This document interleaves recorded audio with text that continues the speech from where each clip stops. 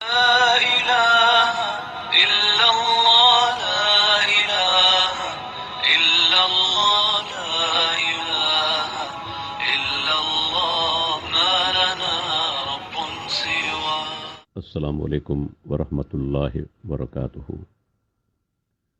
الحمدللہ رب العالمین والعاقبۃ للمتقین والصلاة والسلام علی اشرف الانبیاء والمرسلین وعلى آلہ وصحبہ ومن اقتدى بہدیہ الی یوم الدین. اما بعد فقال اللہ تعالی فی القرآن الکریم ولن ترضى عنك اليہود ولا النصارى حتی تتبع ملتهم.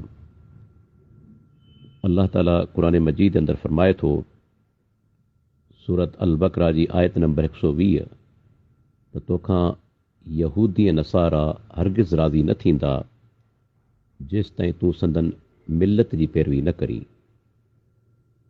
अॼु मुसलमाननि में काफ़ी अहिड़ा माण्हू आहिनि जेके यहूद ऐं नसारा जी पैरवी कंदे फ़ख़्रु महसूसु कनि था ऐं इन खे बाइस एज़ाज़ सम्झनि था.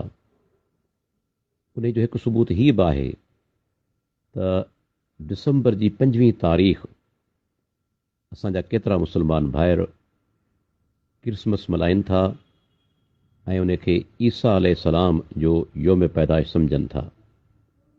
हालांकि इस्लाम जेको दीन कामिल आहे, जंहिं दीन जे अंदरि हर ज़िंदगी जे शोबे मुतलिक़ रहनुमाई मौजूदु आहे, उन ई दीन असांखे ॿुधायो आहे त इस्लाम में ईदूं सिर्फ़ु 2 आहिनि. जॾहिं अल्लाह जो प्यारो पैगम्बर मोहम्मद रसूलुल्लाह सल्लल्लाहु अलैहि वसल्लम जिन मके खां हिजरत करे मदीने आया त मदीने जा माण्हू उन ज़माने में 2 ॾिहाड़ा मल्हाईंदा हुआ.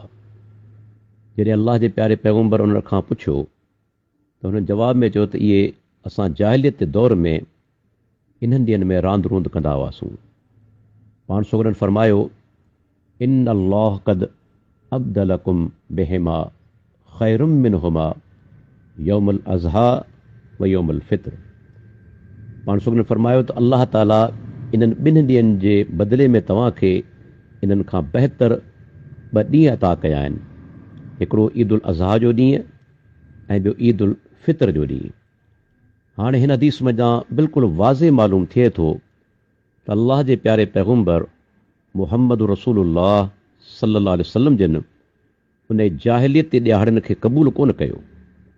अल्लाह जे पैगम्बर उन्हनि खे बरक़रार कोन रखियो, बल्कि पाण उन्हनि ॾियारनि जे मुक़ाबले में ईद उल फितर ऐं ईद उल अज़हा जो ज़िक्र कनि था. इन मज़ा ई मालूम थियो त दीन इस्लाम असांखे इजाज़त नथो ॾे त असीं इस्लाम जी जेको ईदूं आहिनि उन्हनि खे छॾे असीं उहे ईदूं मल्हायूं जेके क़ुरान हदीस मां साबित न आहिनि ऐं जेके ग़ैर मुस्लिम यहूद ऐं नसारा जो शिआर आहिनि. इस्लाम असांखे उन्हनि जे मल्हाइण जी इजाज़त कोन थो ॾे.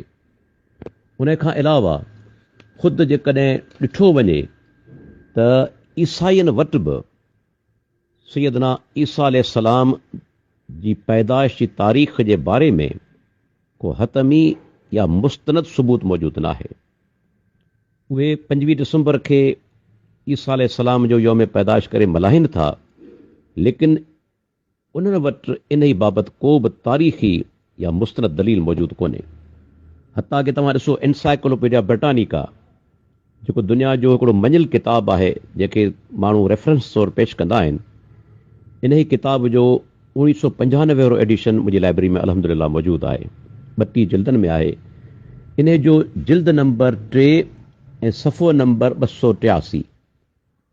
इन ई जिल्द में लिखियलु आहे the reason why Christmas came to be celebrated as 25th of December remains uncertain. Britannica लिखे थो त 5 डिसंबर ते क्रिसमस कीअं मल्हाइजणु शुरू थी, उन जो सबबु अञा ताईं गैर यकीनी आहे. माना ख़ुदि ब्रिटेनिका लिखे थो त माण्हू इन खे 5 डिसंबर खे ईसा अलैहिस्सलाम जो योम पैदाइश करे मल्हाइनि था, पर इन ई मुतलिक़ को दलील कोन्हे. अञा बि इहा शइ हिकिड़ी गैर यकीनी आहे. इन मां ई अंदाज़ो लॻाए सघूं था त ही शइ जेका असां माना ख़ुदि ईसाइत जे अंदरि बि हिकिड़े क़िस्म जी बिदत आहे। बल्कि भटिनिका लिखे थो त पहिरियों दफ़ो इहा क्रिसमस जेका मल्हाई वई रोम जे अंदरि उहो 336 ईस्वी जे अंदरि, त इन मां असीं अंदाज़ो करे सघूं था त हिन शइ जो वजूदु सदियुनि ताईं कोन हो। जीअं असांजा अॼुकल्ह जा दौर जा मुस्लमान जेके आहिनि, अलाह उन्हनि खे हिदायत था फरमाए, सिर्फ़ु ईद मिलादुलनबी करे मल्हाइनि था। हालांकि अल्लाह जे प्यारे पैगम्बर, साहबा किराम, ताबईन, तबो ताबईन, मुहदसीन, सलफ़ सालहीन कंहिं बि इहो ॾियारो करे कोन मल्हायो आहे। त अहिड़े नमूने सां 25 दिसंबर खे क्रिसमस करे मल्हाइणु, ईसा अलैहिस्सलाम यौम पैदाइश करे मल्हाइणु, उनजो सबूत ख़ुदि ईसाइत जे अंदरि बि मौजूदु न आहे। उन खां पोइ दीन इस्लाम असांखे यहूद ऐं नसारा जी मुखालफ़त जो हुकुम ॾिनो आहे। ॾिसो अल्लाह जे प्यारे पैगम्बर हदीस आहे, सही इब्न हिब्बान जे अंदरि 2186 नंबर हदीस आहे।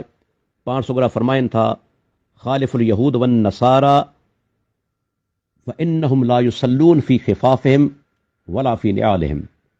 पाण फरमाइनि था त तव्हां यहूद ऐं नसारा जी मुखालफ़त करियो, उहे मोज़ा पाए ऐं जुती जे अंदरि नमाज़ कोन था पढ़नि, तंहिंजे करे तव्हां मोज़नि में ऐं जुती जे अंदरि नमाज़ पढ़ो। हिते अल्लाह जे प्यारे पैगम्बर बाक़ाइदे यहूद ऐं नसारा जी मुखालफ़त जो हुकुम ॾिनो आहे। अहिड़े नमूने सां पाण सही मुस्लिम जे अंदरि अचे थो, एतिरे क़दुरु यहूद ऐं नसारा जी मुखालफ़त कंदा हुआ जो यहूदियुनि खे चवणो पइजी वियो, मा युरीदु हाज़र रजुलु अन यदअ मिन अमरिना शयअन इल्ला ख़ालफ़ना फ़ीह। मुस्लिम शरीफ़ जी हदीस आहे, 302 नंबर हदीस जो नंबर आहे त ही माण्हू मोहम्मद सल्लल्लाहु अलैहि वसल्लम चाहे थो त हर मुआमिले में असांजी मुखालफ़त करे।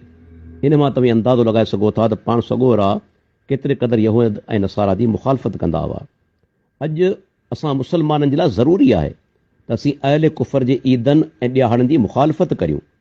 जेकॾहिं असां उन जी हिमायत करियूं था ऐं मल्हायूं था, इहा शइ उन्हनि जी हिमत अफ़ज़ाई जो बाइस आहे, बल्कि उन्हनि जे दीन जी तबलीग जो हिकिड़ो ज़रियो आहे। छो त जॾहिं तव्हां ग़ैर क़ौम सां मुशाहबत कंदा त आहिस्ते आहिस्ते ग़ैर शऊरी तौर ते उन्हनि जी मोहबत दिलि में पैदा थिए थी ऐं उन्हनि सां हिकिड़ी उनसियत पैदा थियो वञे, जेका दीन जे लाइ इंतिहाई हानिकार आहे, ज़हर क़ातिल आहे। तंहिंजे करे असांजे वॾनि वॾनि आलिमनि इन ई क्रिसमस जो रद्द कयो आहे। शेखुल इस्लाम इमाम इब्न तैमिया रहमतुल्लाह अलैह मजमुल फतावा जे 25 नंबर जिल्द में 329 नंबर सफ़े ते, इमाम इब्न क़य्यिम रहमहुल्लाह अहकाम अहल ज़िम्मा जे अंदरि पहिरियों जिल्द 441 नंबर सफ़ो, शेख मोहम्मद बिन सालिह अल उसैमीन रहमतुल्लाह अलैह पंहिंजे फतावा जे जिल्द नंबर 3 जे अंदरि 44 नंबर सफ़ो इन मिलाद मसीह जो रद्द कयो आहे। ऐं अल्लाह जे प्यारे पैगम्बर जो फरमान मुबारक आहे, मन तशब्बह बिक़ौमिन फहुव मिनहुम। जेको माण्हू के क़ौम सां मुशाबत करे थो उहो उन्हनि मंझां ई आहे। तंहिंजे करे असां मुस्लमान जेके असांजा दोस्त ऐं भाइर आहिनि, उन्हनि खे घुरिजे त अहिड़ो को बि अमल न कनि जंहिंसां यहूद ऐं नसारा या मुशरिकनि सां जेका मुशाबत थिए। दीन इस्लाम असांजे लाइ अलाह ताला पसंदि फरमायो आहे, उहो अज़ीम दीन आहे, कामिल दीन आहे, उन में कंहिं बि क़िस्म जी कमी न आहे। यानी कंहिं बि क़िस्म जी कमी न आहे त असांखे ॿिए तरफ़ लोणे हणण जी ज़रूरत बि कोन्हे, न की ॿिए तरफ़ निहारण जी ज़रूरत आहे। अलाह ताला असांखे दीन इस्लाम ते पाबंद रखे, क़ाइमु रखे ऐं असांखे हर बिदत खां, हर नाजाइज़ कम खां अलाह ताला महफ़ूज़ फरमाए। वाख़िरु दावाना अनिल हम्दुलिल्लाहि रब्बिल आलमीन।